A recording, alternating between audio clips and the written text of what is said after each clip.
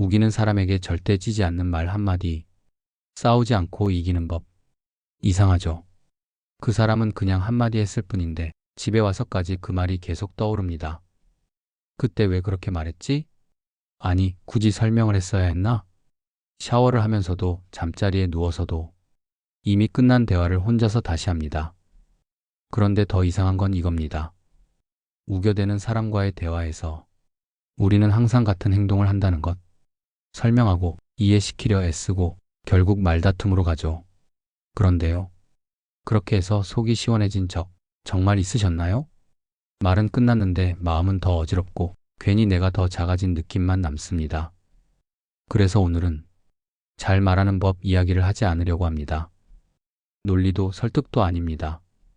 오히려 그 반대입니다. 우겨대는 사람 앞에서 말다툼을 시작하지 않는 방법. 그런데 놀랍게도 그 방법은 길지 않습니다. 설명도 필요 없습니다. 딱 한마디면 됩니다. 그 한마디가 무엇인지, 그리고 왜 그 말이 상대를 멈추게 하는지 지금부터 차근히 이야기해 보겠습니다. 다사는 좋은 말은 흘려보내지 말고 적어두라고 했습니다. 구독은 지혜마루에 책갈피를 꽂아두는 작은 약속입니다. 오늘의 이야기에 한 번 더 머물고 싶으시다면 조용히 표시를 남기고 함께 해주세요.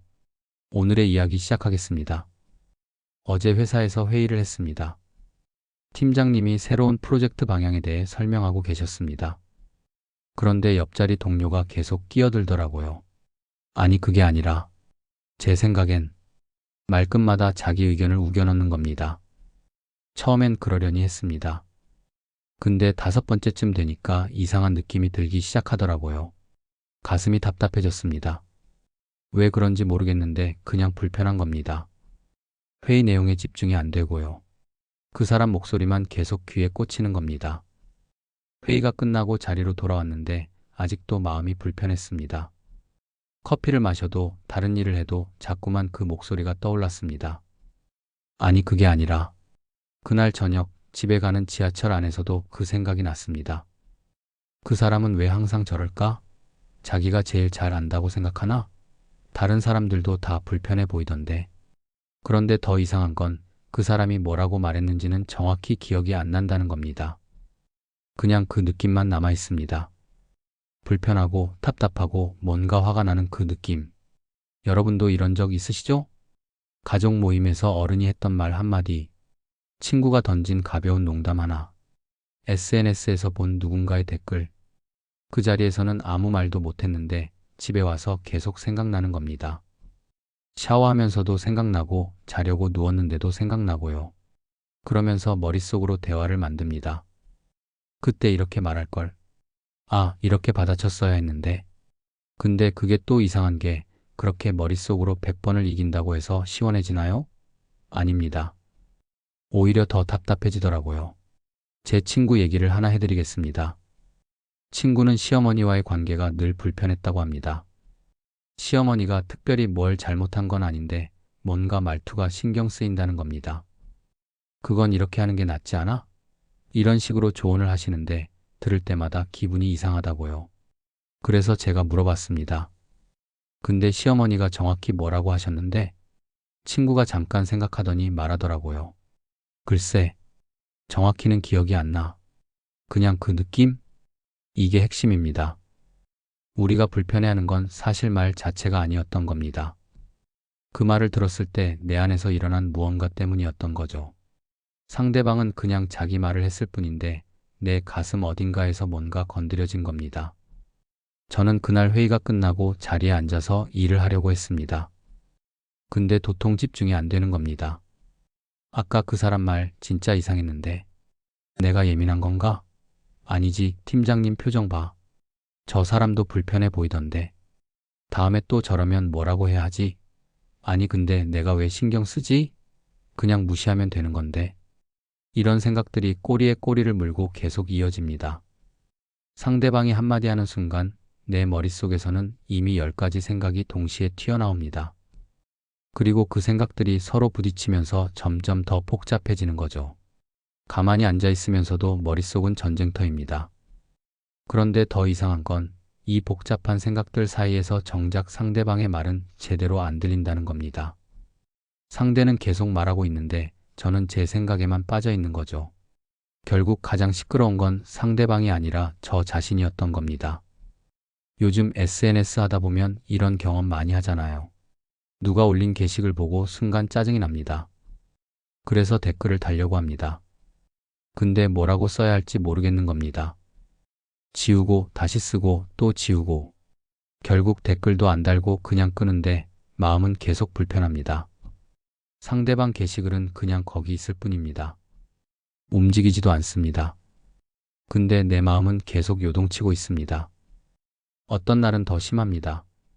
주말에 친구들 만나서 밥을 먹는데 한 친구가 요즘 너 좀 예민해 보여 이렇게 말하는 겁니다. 그 순간 뭔가 확 올라오더라고요. 내가 예민해? 내가 사람 기분 나쁘게 말하잖아. 근데 또 이상한 게 그 친구는 나쁜 의도로 한 말이 아니었습니다. 걱정해서 한 말이었거든요. 그걸 머리로는 아는데 마음은 자꾸 뭔가 섭섭하고 불편한 겁니다. 밥을 다 먹고 헤어졌는데 집에 오는 내내 그 말이 생각났습니다. 자기 전까지 계속 그 생각만 했습니다. 피곤한 날이 있잖아요. 잠도 잘 못 자고 일도 많고 뭔가 다 꼬이는 그런 날. 그런 날엔 작은 말 하나에도 확 예민해집니다. 평소 같으면 넘어갔을 말인데 그날따라 유독 신경 쓰이는 겁니다. 반대로 기분 좋은 날엔 같은 사람이 같은 말을 해도 저 사람 원래 그래 하고 웃어넘깁니다. 결국 문제는 상대방의 말이 아니었던 겁니다. 그 말을 받아들이는 내 마음의 상태가 문제였던 거죠. 이 혼란스러운 마음을 어떻게 이해해야 할까 고민하던 중에 우연히 정약용의 글을 읽게 됐습니다. 주말에 대청소를 했습니다. 평소에 잘 안 하는 구석구석까지 다 치웠죠. 책도 정리하고 옷장도 정리하고 책상 위도 깨끗하게 비웠습니다. 그렇게 하고 나니까 기분이 너무 좋은 겁니다. 방이 넓어 보이고 숨이 트이는 느낌? 그날 밤 침대에 누웠을 때 마음이 진짜 편안했습니다. 그런데 다음날 아침 급하게 출근 준비를 하다가 실수로 컵을 엎었습니다. 물이 책상 위로 쏟아지고 서류들이 다 젖고 급하게 닦다가 책도 바닥에 떨어지고 그 순간의 기분 정말 최악이었습니다. 물 자체는 별거 아닙니다. 컵 하나 엎어진 거잖아요. 근데 어제까지 깨끗했던 공간이 순식간에 엉망이 되니까 마음까지 같이 무너지는 느낌이었습니다. 아, 어제 고생해서 정리한 게 다 뭐야? 하면서 짜증이 확 올라왔죠. 정약용 선생님은 이런 말씀을 하셨습니다. 말다툼이 생기는 건 말이 문제가 아니라 마음의 질서가 무너졌기 때문이다. 집안의 물건마다 제자리가 있듯이 사람의 마음도 질서가 있다. 그런데 누군가 거센 말을 하면 마치 집안에 돌풍이 부는 것과 같다. 그 작은 바람 때문에 집안의 모든 것이 어지러워진다. 사람들은 바람을 탓하지만 진짜 문제는 어지러워진 집을 정리하지 않고 밖으로 나가 소리를 지르는 것이다. 아, 정말 그랬습니다. 우기는 사람의 말도 그랬던 겁니다. 그 말 자체는 사실 별거 아니었습니다. 근데 그 말이 들어오는 순간 제 마음이라는 방이 완전히 어질러진 거였습니다. 평소에 가지런히 있던 차분함은 구석으로 밀려나고 분노가 튀어나오고 자존심은 바닥에 굴러다니고 논리는 사방으로 흩어졌습니다. 그럼 그 상태에서 저는 뭘 했을까요? 방을 정리했나요? 아닙니다. 오히려 밖으로 나가서 소리를 지르려고 했죠. 저 사람이 이상하게 말했잖아. 다 저 사람 탓이야. 그렇다고 제 마음이 정리됐나요? 전혀요. 오히려 더 복잡해지고 더 답답해지고 더 화가 났습니다. 생각해보니까 그동안 제가 계속 그렇게 살았던 것 같습니다. 누가 뭐라고 하면 바로 반응했습니다. 설명하려고 애쓰고 이해시키려고 했죠. 근데 이상하게 시원한 적이 없었습니다. 왜 그랬을까요? 마음이 흔들린 상태에서 말을 했으니까요. 그 다음날 회의에서 그 동료가 또 같은 식으로 끼어들더라고요. 근데 이번엔 제가 조금 다르게 반응했습니다. 가슴이 답답해지기 시작할 때, 아, 지금 내 마음이 흔들리고 있구나 하고 알아차렸습니다. 지금 내 마음의 방에 돌풍이 분 거구나. 입을 열지 않았습니다. 설명하지도 반박하지도 않았습니다. 그냥 한 발짝 물러서서 제 마음을 봤습니다. 아, 지금 흔들렸어. 괜찮아. 잠깐만 기다려. 그렇게 숨을 한번 크게 쉬고 다시 회의에 집중했습니다. 신기한 일이 벌어졌습니다. 그 동료가 계속 말하는데 저는 이제 덜 신경 쓰이는 겁니다. 여전히 조금 불편하긴 했지만 아까처럼 머릿속이 전쟁터가 되진 않았습니다. 그런데요. 이렇게 마음이 흔들렸다는 걸 알아차렸다고 해서 모든 게 해결되는 건 아니었습니다. 여전히 뭔가 말을 해야 할 것 같은 충동이 올라왔거든요. 이건 아닌데? 내가 뭐라도 해야 하는 거 아닌가? 나는 지금 정말 옳은 말을 하고 싶은 걸까? 아니면 다른 무언가를 원하고 있는 걸까? 그날 밤 집에 돌아와서 계속 생각했습니다. 나는 왜 그렇게 말을 하고 싶었을까? 회의 때 그 동료가 우겨댈 때 제 안에서 뭔가 막 올라왔잖아요. 아니, 그게 아닌데. 이렇게 말하고 싶은 충동이요. 근데 가만히 생각해 보니까 이상한 겁니다. 저는 그 사람한테 뭘 설명하고 싶었던 걸까요? 아니면 다른 사람들한테 뭔가 보여주고 싶었던 걸까요? 솔직히 말하면 저는 그 동료를 설득하고 싶었던 게 아니었습니다. 그 사람은 어차피 안 들을 거잖아요. 그걸 저도 압니다. 그럼 뭐였을까요? 다음날 비슷한 상황이 또 생겼습니다. 카페에서 친구들이랑 이야기를 하고 있었는데 한 친구가 요즘 핫한 영화 얘기를 꺼냈습니다.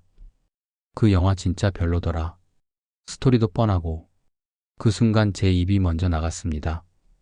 아니, 그건 내가 잘못 본 거야. 그 영화는. 말을 하다가 멈췄습니다. 잠깐, 나는 지금 뭐 하는 거지?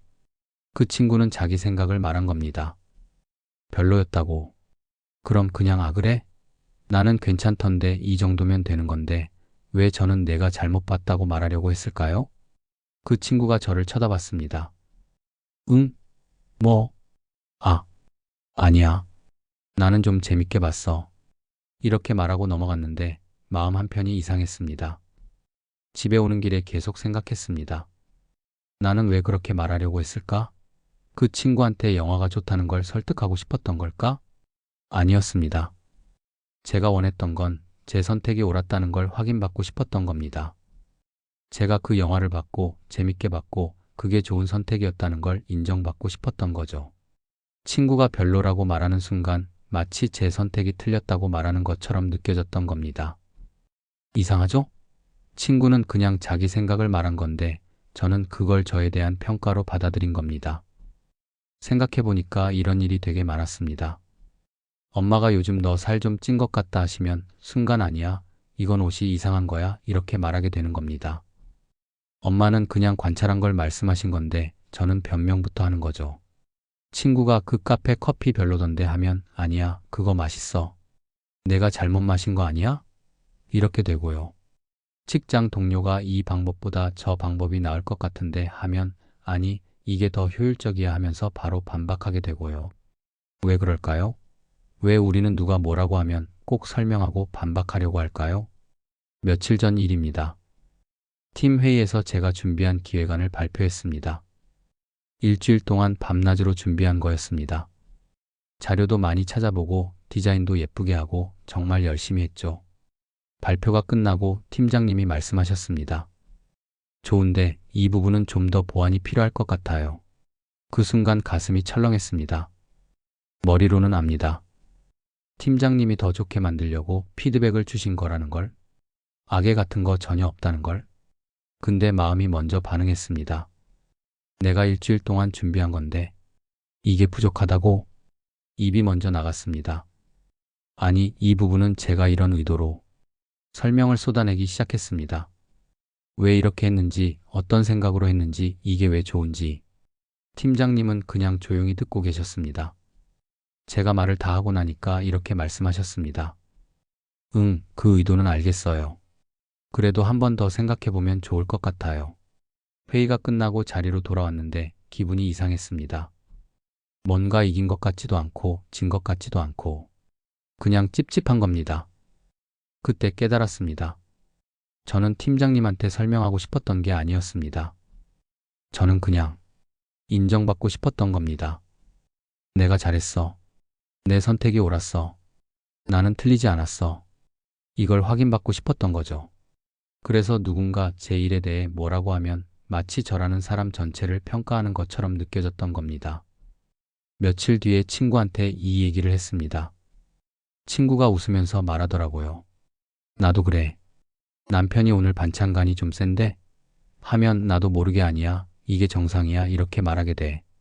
근데 나중에 생각해보면 정말로 간이 셌거든? 근데 그 순간엔 인정하기 싫은 거야. 마치 내가 요리를 못한다고 말하는 것처럼 느껴져서. 아, 우리 다 똑같구나. 누군가 뭐라고 하면 그게 나에 대한 평가처럼 느껴지는 겁니다. 그래서 방어하려고 하고 설명하려고 하고 반박하려고 하는 거죠. 사실은 그 사람이 나를 공격한 게 아닌데도요. 생각해보면 더 이상한 건 우리는 이기고 싶어 하는 것 같습니다. 회의에서 누가 다른 의견을 내면 아, 그것도 좋은 생각이네 하면 되는데 순간적으로 내 의견이 더 낫다는 걸 증명하고 싶어집니다. 친구들이랑 수다 떨 때도 누가 뭔가 얘기하면 그것보다 이게 낫지 않아? 하면서 자꾸 더 나은 걸 제시하려고 하고요. 왜 그럴까요? 가만히 생각해 보니까 우리는 늘 경쟁하고 있었던 것 같습니다. 의식하지 못했지만 마음 어딘가에서 계속 비교하고 순위를 매기고 있었던 거죠. 나는 옳아. 나는 괜찮아. 나는 잘하고 있어. 이걸 계속 확인받고 싶었던 겁니다. 그래서 누군가 다른 얘기를 하면 마치 내가 틀렸다고 말하는 것처럼 느껴졌던 거죠. 지난주에 또 회의가 있었습니다. 그 동료가 또 자기 의견을 우기더라고요. 예전 같으면 바로 반박했을 겁니다. 근데 이번엔 다르게 생각해 봤습니다. 내가 지금 이 사람한테 이기면 뭐가 남지?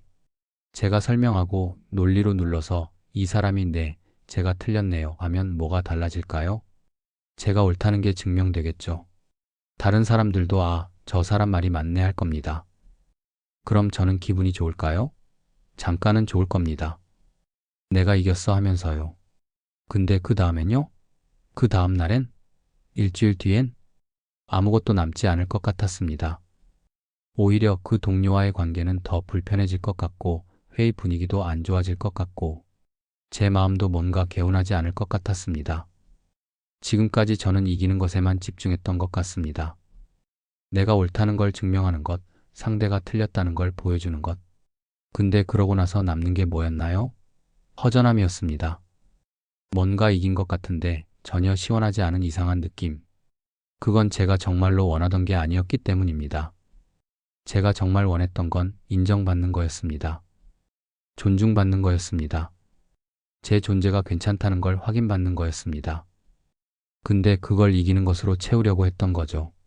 정약용 선생님은 이런 말씀을 하셨습니다. 사람들은 말다툼에서 이기려고 한다. 왜 이기려고 하는가? 자기가 옳다는 것을 증명하고 싶기 때문이다. 그런데 잘 생각해보라. 진짜 중요한 것은 무엇인가? 옳음을 증명하는 것인가? 아니면 마음을 잃지 않는 것인가? 말다툼에서 이겨서 얻는 것은 일시적인 만족이다. 하지만 그 과정에서 잃는 것은 마음의 평화다. 옳음을 증명하느라 마음을 잃으면 결국 아무것도 얻지 못한 것이다.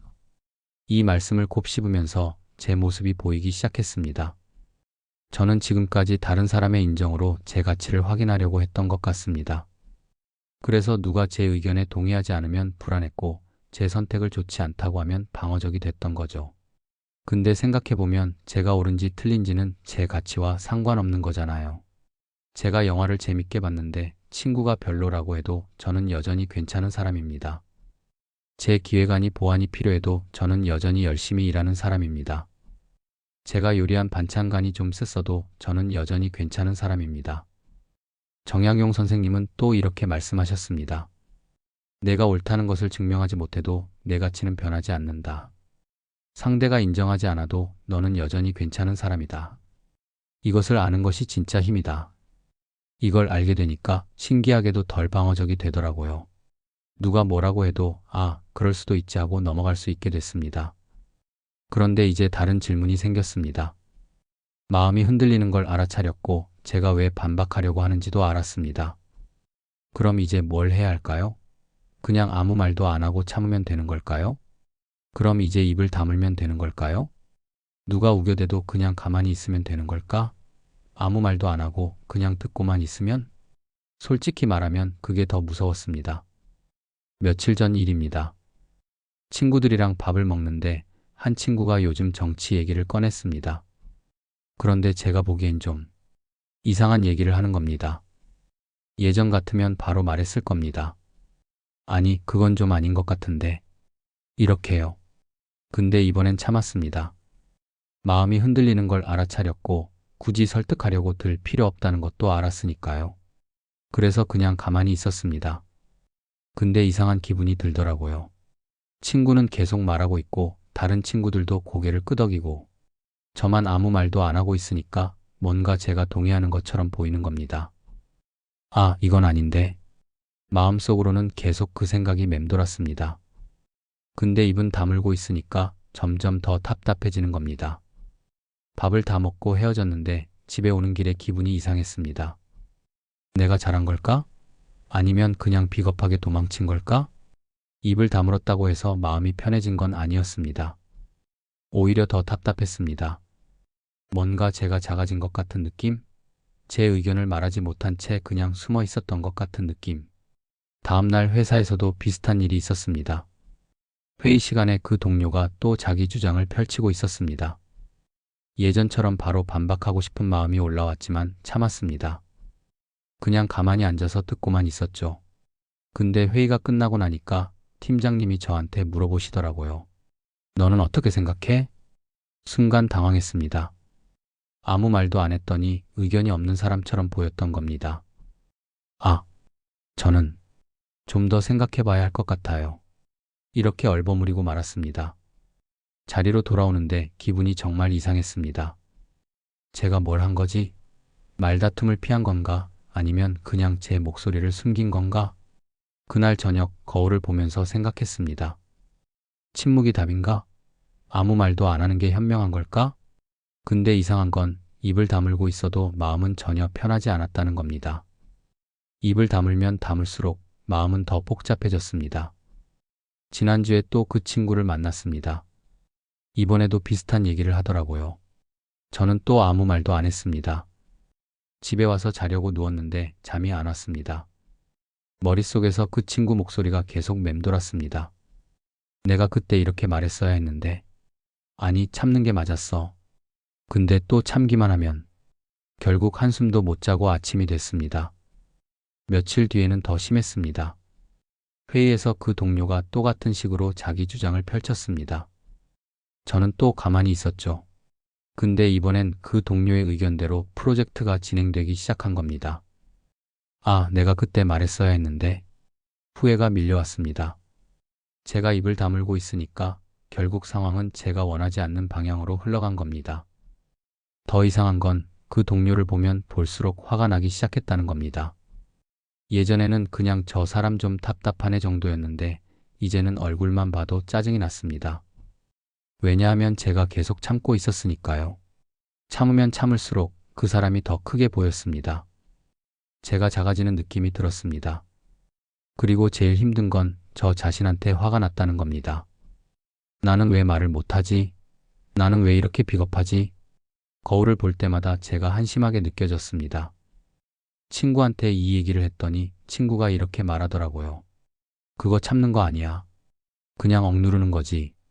참는 거랑 억누르는 거는 달라. 맞는 말이었습니다. 저는 지금 참고 있는 게 아니었습니다. 그냥 말하고 싶은 걸 꾹꾹 눌러 담고 있었던 거죠. 마치 풍선에 계속 공기를 넣는 것처럼 언젠가는 터질 것 같았습니다. 실제로 터진 날이 있었습니다. 그날도 회의였습니다. 그 동료가 또 같은 식으로 우기고 있었고 저는 또 가만히 앉아 있었습니다. 근데 어느 순간 참지 못하고 말이 튀어나왔습니다. 아니, 그건 정말 아닌 것 같은데요. 제 목소리가 생각보다 컸습니다.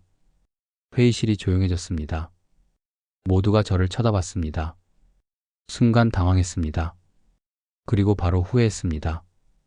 이렇게 하려고 참았던 게 아니었는데 결국 그날 회의는 어색하게 끝났습니다.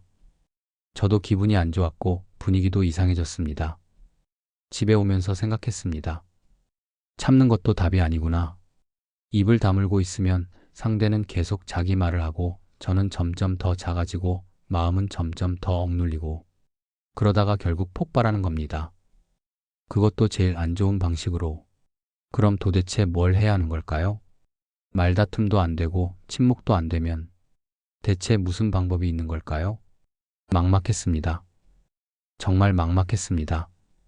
말하면 말다툼이 되고 참으면 마음이 병들고 어떻게 해야 하는 걸까요? 정약용 선생님은 이런 말씀을 하셨습니다. 말하지 않음과 도망침은 다르다.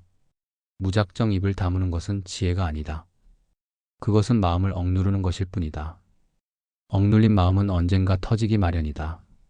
진짜 지혜는 무엇인가?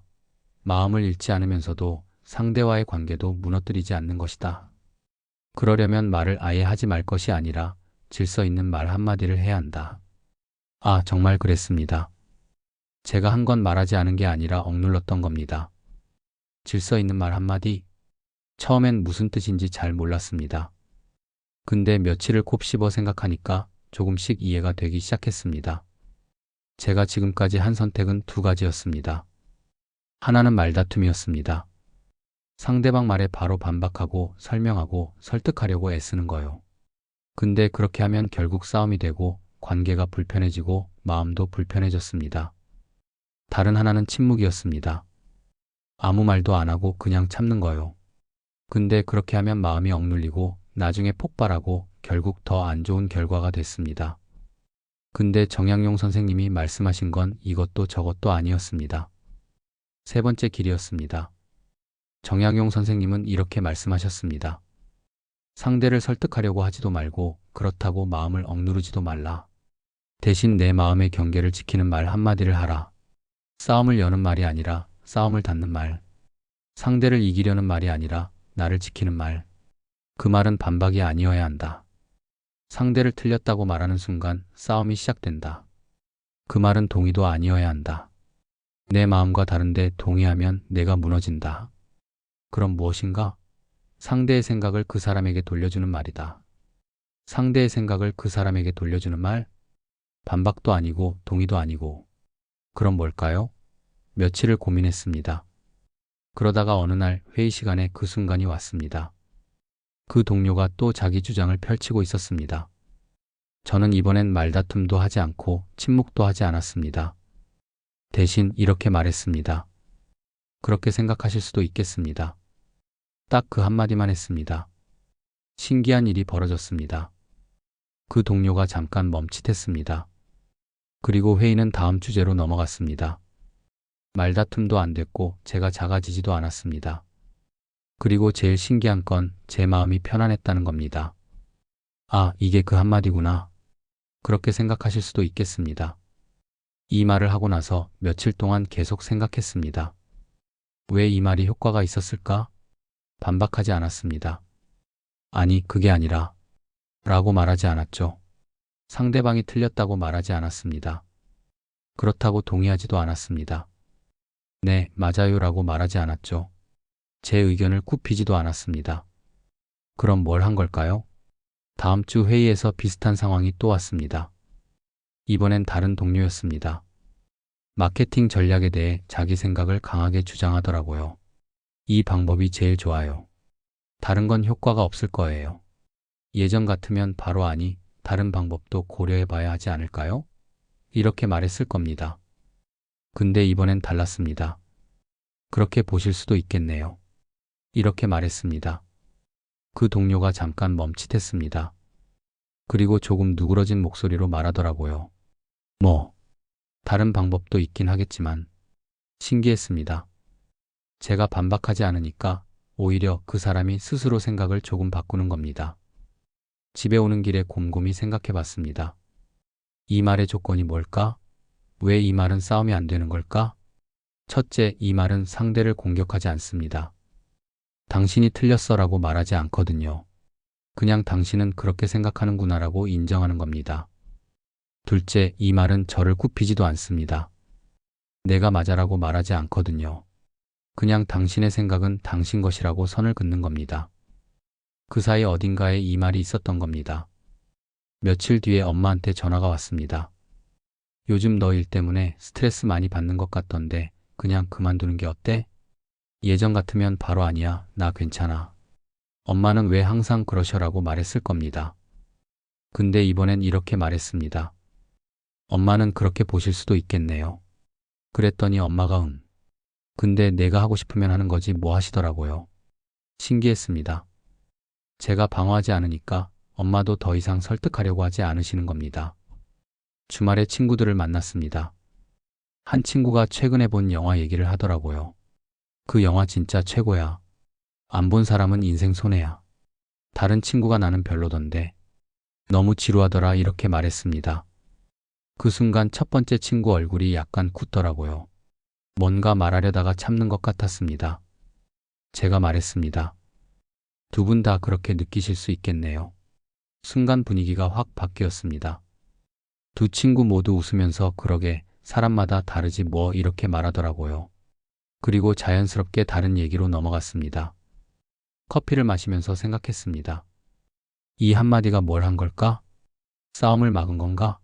아니면 뭔가 다른 걸 한 건가? 곰곰이 생각해 보니까 이 말은 허락을 해주는 말 같았습니다. 내 생각은 내 생각으로 있어도 돼. 내 생각과 달라도 괜찮아. 우리가 같을 필요는 없어. 이런 허락이요. 우리는 보통 누군가 다른 의견을 말하면 불안해집니다. 나와 다른 애 뭐가 맞는 거지? 내가 틀린 건가? 그래서 설득하려고 하고 내 생각이 옳다는 걸 증명하려고 하죠. 근데 그렇게 생각하실 수도 있겠습니다라고 말하면 그 불안에서 벗어나는 겁니다. 당신은 당신대로 생각해도 돼. 나는 나대로 생각할게. 이렇게 선을 그어주는 거죠. 며칠 뒤에 더 신기한 일이 있었습니다. 회의에서 그 첫 번째 동료가 또 자기 의견을 강하게 주장했습니다. 저는 예의 그 말을 했죠. 그렇게 생각하실 수도 있겠습니다. 그랬더니 그 동료가 이렇게 말하는 겁니다. 근데 다른 분들은 어떻게 생각하세요? 처음으로 다른 사람 의견을 물어본 겁니다. 왜 그랬을까요? 제가 반박하지 않으니까 그 사람도 방어할 필요가 없어진 겁니다. 싸울 상대가 없으니까 오히려 마음이 열린 거죠. 그날 저녁 일기를 쓰면서 깨달았습니다. 이 한마디는 상대를 바꾸는 말이 아니었습니다. 상대의 생각을 그대로 두는 말이었습니다. 너는 그렇게 생각하는구나. 그래도 돼. 이렇게 말해주니까 오히려 상대가 스스로 생각할 여유가 생긴 겁니다. 정약용 선생님은 이런 말씀을 하셨습니다. 사람들은 자기 생각을 남에게 주입하려 한다. 상대가 자기 생각을 받아들여야 안심한다. 하지만 그것은 불가능한 일이다. 사람은 누구나 자기 생각의 주인이다. 진짜 지혜는 상대의 생각을 빼앗으려 하지 않는 것이다. 대신 그 생각을 그 사람에게 돌려주는 것이다. 그것은 당신의 생각이다. 나는 거기에 관여하지 않겠다. 이렇게 말할 때 비로소 싸움이 끝난다. 아, 그래서였구나. 그렇게 생각하실 수도 있겠습니다는 상대의 생각을 돌려주는 말이었습니다. 그건 당신 생각이에요. 저는 그걸 바꾸려고 하지 않을게요. 당신이 알아서 하세요. 이렇게 경계를 그어주는 거였습니다. 지난 한 달을 돌아보니까 이 말을 쓰기 시작하면서 많은 게 바뀌었습니다. 우선 말다툼이 확 줄었습니다. 회의 시간이 편해졌고 친구들 만나는 것도 덜 피곤해졌습니다. 근데 더 중요한 건 제 마음이 편해졌다는 겁니다. 예전엔 누가 다른 의견을 말하면 불안했습니다. 내가 틀린 건가? 저 사람을 설득해야 하나? 이런 생각들이 계속 맴돌았죠. 근데 이제는 저 사람은 저렇게 생각하는구나 하고 넘어갈 수 있게 됐습니다. 그 사람의 생각은 그 사람 것이고 제 생각은 제 것이니까요. 정약용 선생님은 또 이렇게 말씀하셨습니다. 이 말을 할 수 있는 사람은 강한 사람이다. 약한 사람은 상대를 꺾으려 한다. 자기가 옳다는 것을 증명해야 안심하기 때문이다. 하지만 강한 사람은 상대의 생각을 그대로 둘 수 있다. 그 사람이 어떻게 생각하든 내 가치는 변하지 않는다는 것을 알기 때문이다. 맞습니다. 이제는 알 것 같습니다. 그렇게 생각하실 수도 있겠습니다라고 말할 수 있는 건 제가 더 이상 상대의 인정이 필요하지 않다는 뜻입니다. 상대가 제 의견에 동의하지 않아도 저는 여전히 괜찮습니다. 상대가 제 선택을 이해하지 못해도 저는 여전히 괜찮습니다. 그걸 알게 되니까 이 말을 할 수 있게 된 거죠. 어제 또 회의가 있었습니다. 그 동료가 또 자기 주장을 펼쳤습니다. 저는 그 말을 했죠. 그렇게 생각하실 수도 있겠습니다. 근데 이번엔 더 신기한 일이 일어났습니다. 그 동료가 웃으면서 당신은 어떻게 생각하세요? 라고 물어본 겁니다. 처음이었습니다. 그 사람이 제 의견을 물어본 게 저는 조용히 제 생각을 말했습니다. 설득하려고 하지 않았습니다. 그냥 제 생각을 나눴을 뿐입니다. 그 동료가 고개를 끄덕이더라고요. 그것도 괜찮은 방법이네요. 회의가 끝나고 나오는데 가슴이 따뜻했습니다. 아, 이게 대화구나. 싸우지 않고 굽히지 않고 서로의 생각을 나누는 것. 이게 정말로 대화였던 겁니다. 그런데 궁금한 게 또 생겼습니다. 이 한마디를 알게 됐는데 그럼 이제 뭘 해야 할까요? 앞으로는 어떻게 달라질까요? 한 달쯤 지났을까요? 어느 날 회의 시간이었습니다. 그 동료가 또 자기 주장을 강하게 펼치고 있었습니다. 예전과 똑같은 모습이었죠. 근데 신기한 일이 있었습니다. 제 가슴이 답답하지 않은 겁니다. 예전 같으면 벌써 심장이 두근거리고 머릿속이 복잡해지고 뭐라고 말해야 하지 하는 생각으로 가득 찼을 텐데 이번엔 그냥 조용히 듣고 있었습니다. 마음이 흔들리지 않더라고요. 아, 저 사람은 저렇게 생각하는구나. 그 정도였습니다. 회의가 끝나고 자리로 돌아왔는데 문득 깨달았습니다. 내가 달라졌구나. 같은 상황, 같은 사람, 같은 말. 근데 제 반응이 완전히 달랐습니다. 지난주에도 비슷한 일이 있었습니다. 엄마한테 전화가 왔습니다. 너 요즘 살 좀 빠진 것 같던데 밥은 잘 먹고 다니니? 예전 같으면 엄마 나 잘 먹어. 걱정하지 마 하면서도 속으로는 왜 자꾸 이런 말씀을 하고 짜증이 났을 겁니다. 근데 이번엔 엄마는 그렇게 보이셨나 봐요. 저는 잘 먹고 있어요. 이렇게 말하고 나니까 마음이 편하더라고요. 엄마는 엄마가 보신 대로 말씀하신 거고 저는 제 상태를 알고 있으니까요. 그 다음 날은 친구들을 만났습니다. 한 친구가 너 요즘 회사 그만두고 싶다고 했잖아. 진짜 그만둘 거야? 이렇게 물어봤습니다. 예전 같으면 어떻게 대답해야 하지? 그만둔다고 하면 뭐라고 할까? 계속 다닌다고 하면 또 이런 생각으로 복잡했을 겁니다. 근데 이번엔 아직 잘 모르겠어. 좀 더 생각해 볼게 하고 편하게 말했습니다. 친구가 그래, 천천히 생각해 봐 하더라고요. 그렇게 끝이었습니다. 더 이상 설명할 필요도 변명할 필요도 없었습니다. 저녁에 집에 돌아와서 침대에 누웠습니다. 뭐가 달라진 걸까? 상대방은 여전히 자기 생각을 말합니다. 그건 변하지 않았습니다. 근데 저는 더 이상 그 말에 흔들리지 않았습니다. 그 사람의 말이 제 마음 안으로 들어와서 휘젓고 다니지 않았습니다. 마치 제 마음에 문이 생긴 것 같았습니다. 예전엔 그 문이 항상 열려 있어서 누가 뭐라고 하면 다 들어왔습니다. 근데 이제는 제가 문을 조절할 수 있게 된 겁니다. 들릴 것은 들이고 들리지 않을 것은 밖에 두고 그렇게 생각하실 수도 있겠습니다라는 그 한마디가 제 마음의 문을 지키는 열쇠였던 것 같습니다. 일주일 뒤 또 다른 변화를 느꼈습니다. 회사 회식 자리였습니다. 한 선배가 요즘 젊은 세대에 대해 이런저런 얘기를 하시더라고요. 요즘 애들은 말이야. 로 시작하는 그런 얘기요. 예전 같으면 두 가지 중 하나였을 겁니다. 하나는 발끈해서 아니에요. 요즘 젊은 사람들도 하면서 반박했을 겁니다. 그리고 분위기 이상해지고 나중에 후회했겠죠. 다른 하나는 아무 말도 안 하고 참았을 겁니다. 그리고 집에 가서 혼자 속상했겠죠. 근데 이번엔 달랐습니다. 선배님은 그렇게 보시는군요 하고 말했습니다. 그리고 조용히 웃으면서 제 맥주잔을 들었습니다. 선배가 잠깐 멈칫하시더니 다 그런 건 아니겠지만 하시면서 화제를 바꾸셨습니다. 신기했습니다. 제가 가깝게 다가가지도 않았고 멀리 도망가지도 않았습니다. 그냥 적당한 거리에 있었던 겁니다. 정약용 선생님은 이런 말씀을 하셨습니다. 사람 사이의 거리는 중요하다. 너무 가까우면 서로 부딪히고 너무 멀면 관계가 끊어진다. 진짜 지혜는 중을 아는 것이다. 가깝지도 멀지도 않은 그 자리. 상대의 말이 나를 건드리지 않지만 그렇다고 상대를 완전히 외면하지도 않는 그 거리. 그곳에 서 있을 때 비로소 마음이 편안해진다. 중. 가운데. 처음엔 무슨 뜻인지 잘 몰랐습니다. 가운데가 뭐지? 애매한 거 아니야? 근데 이제는 알 것 같습니다. 너무 가까우면 상대 말 하나하나에 다 반응하게 됩니다. 상대가 뭐라고 하면 바로 제 일처럼 느껴지죠. 그래서 설명하고 반박하고 설득하려고 애쓰게 됩니다. 너무 멀면 아예 관계를 끊어버리게 됩니다. 저 사람이랑은 대화가 안 돼 하면서 피하게 되죠. 그렇게 사람들과 하나씩 멀어지게 됩니다. 근데 가운데는 다릅니다. 당신은 당신대로 생각하세요. 저는 저대로 생각할게요. 우리는 서로 다른 사람이니까요. 이런 거리입니다. 지난주에 또 재미있는 일이 있었습니다. 친한 친구가 연애 상담을 하더라고요. 남자친구가 이러이러해서 힘들다면서요.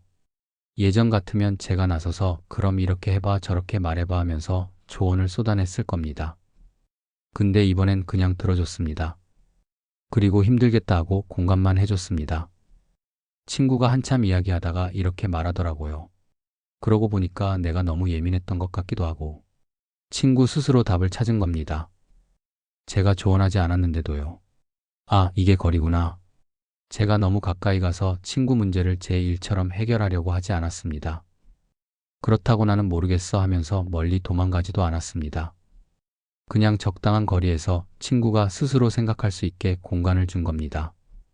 그게 진짜 도움이었던 것 같습니다. 어제 또 회의가 있었습니다. 그 동료가 또 같은 식으로 자기 주장을 펼쳤습니다. 목소리도 크고 확신도 가득하고 다른 의견은 들으려고 하지도 않았습니다. 예전 그대로였습니다.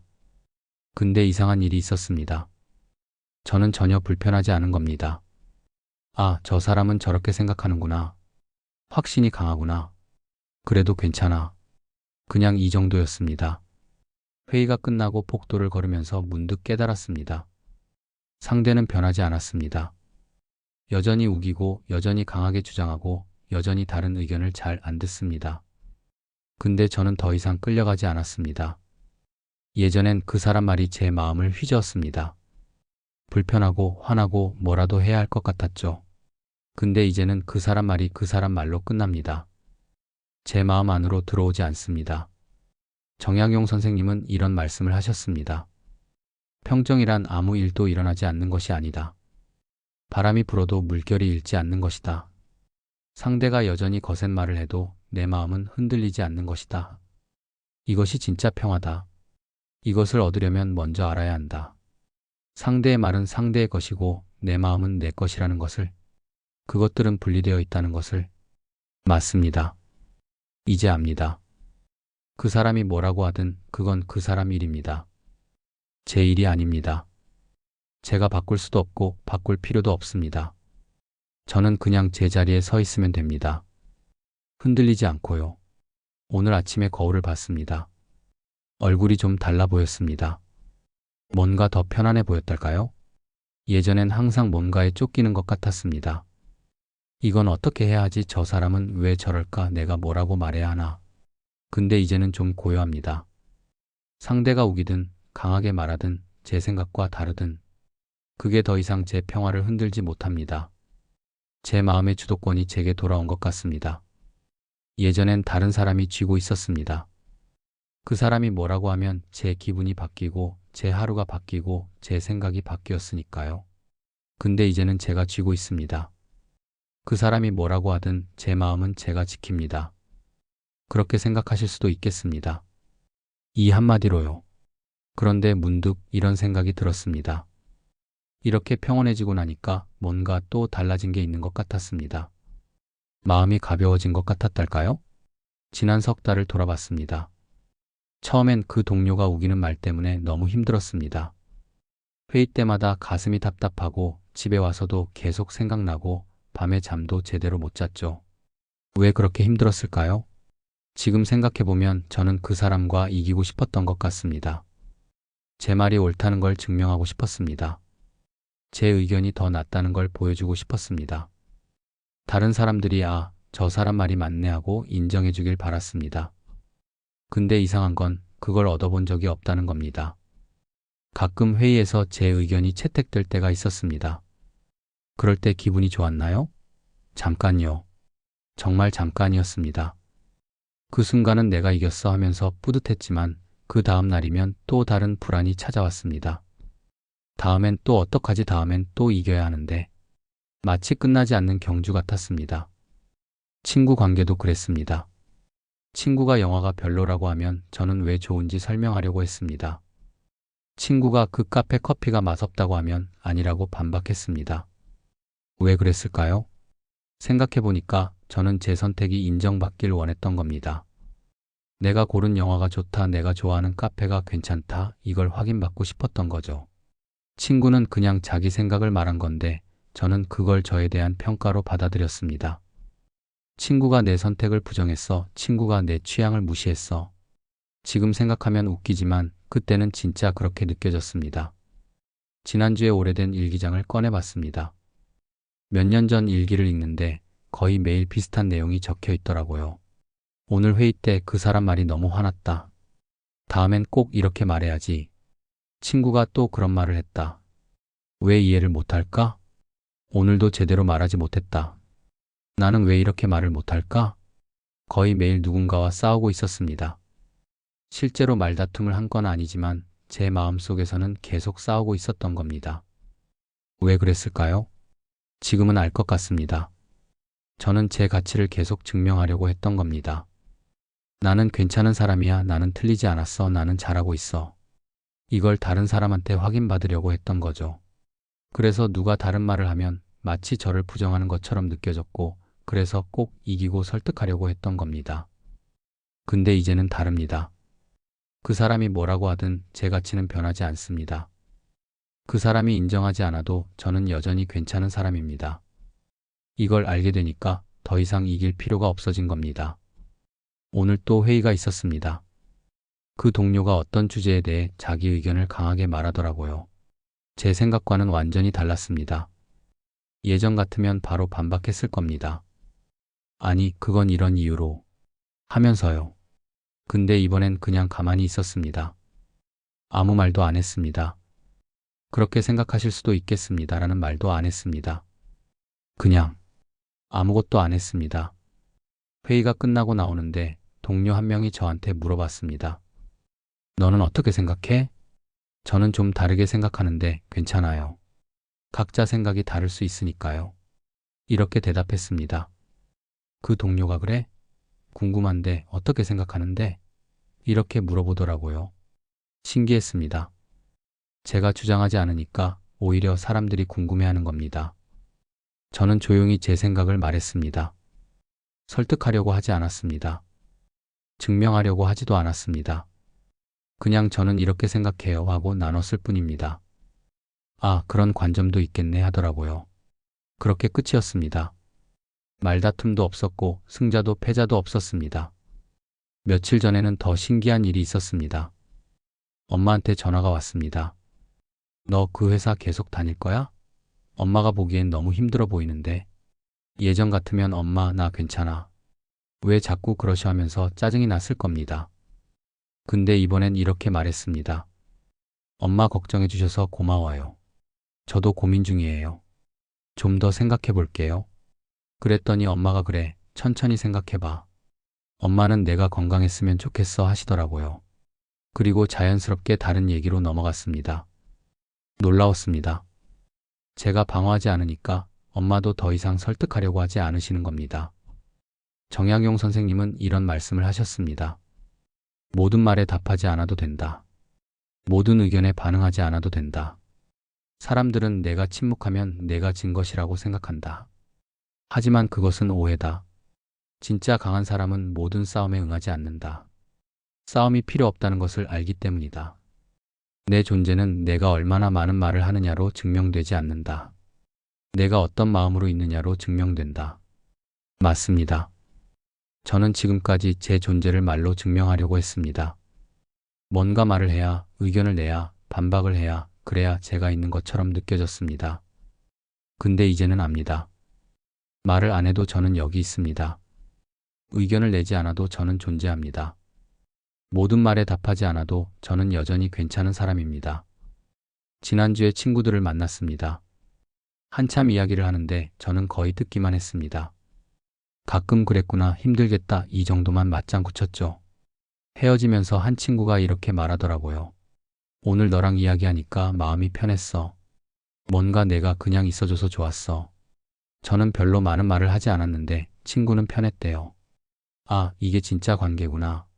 말로 설득하고 의견을 나누고 뭔가 해결책을 주는 게 아니라 그냥 거기 있어주는 것. 그게 진짜 힘이었던 것 같습니다. 오늘 아침 출근길에 문득 깨달았습니다. 요즘 저는 말을 많이 안 합니다. 예전보다 훨씬 적게 말합니다. 회의 때도, 친구들 만날 때도, 가족들이랑 통화할 때도. 근데 이상한 건 마음은 오히려 더 단단해졌다는 겁니다. 예전엔 많은 말을 했습니다. 설명하고, 반박하고, 설득하고, 끊임없이 말했죠. 근데 마음은 늘 불안했습니다. 내가 제대로 말했나, 저 사람이 이해했을까, 다음엔 뭐라고 해야 하지. 이런 생각들로 머릿속이 복잡했습니다. 근데 지금은 다릅니다. 말은 줄었는데 마음은 고요합니다. 불안하지 않습니다. 뭔가 증명할 필요가 없습니다. 정약용 선생님은 이런 말씀을 하셨습니다. 말이 많은 사람은 마음이 불안한 사람이다. 말로 자기를 증명하려 하기 때문이다. 하지만 말이 적은 사람은 마음이 단단한 사람이다. 증명할 필요가 없다는 것을 알기 때문이다. 진짜 강함은 소리를 내지 않는다. 큰 나무는 바람에 흔들려도 소리를 내지 않는다. 뿌리가 깊기 때문이다. 사람도 마찬가지다. 마음의 뿌리가 깊으면 말이 적어도 흔들리지 않는다. 큰 나무. 창밖을 보니까 정말 큰 나무 한 그루가 보이더라고요. 바람이 불어도 조용히 서 있었습니다. 저도 그렇게 되고 싶습니다. 아니, 어쩌면 이미 그렇게 되어가고 있는 것 같습니다. 누가 뭐라고 해도 저는 여기 조용히 서 있을 겁니다. 흔들리지 않고요. 어제 그 동료를 복도에서 마주쳤습니다.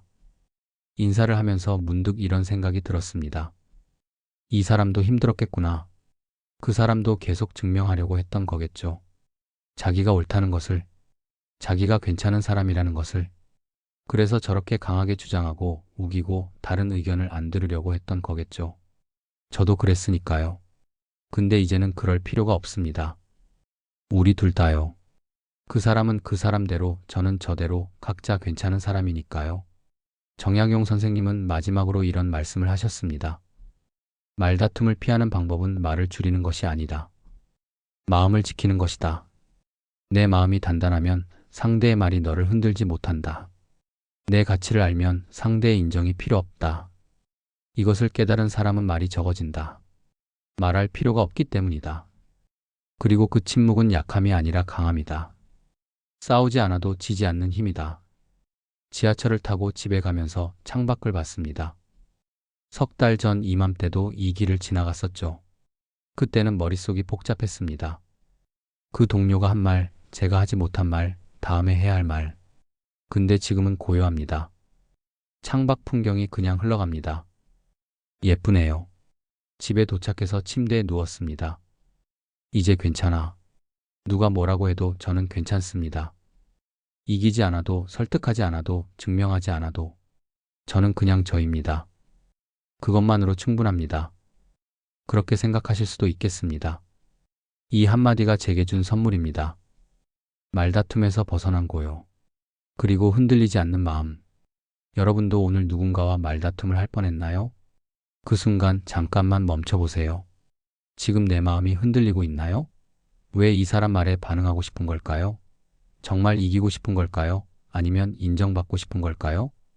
정약용 선생님은 수백 년 전에 이미 알고 계셨습니다. 말다툼은 말의 문제가 아니라 마음의 문제라는 것을요. 그렇게 생각하실 수도 있겠습니다. 이 한마디만 기억하세요. 싸움을 여는 말이 아니라 싸움을 닫는 말. 상대를 이기는 말이 아니라 나를 지키는 말. 여러분의 마음에 평화가 찾아오길 바랍니다. 말은 적어도 마음은 단단한 그런 하루 되세요.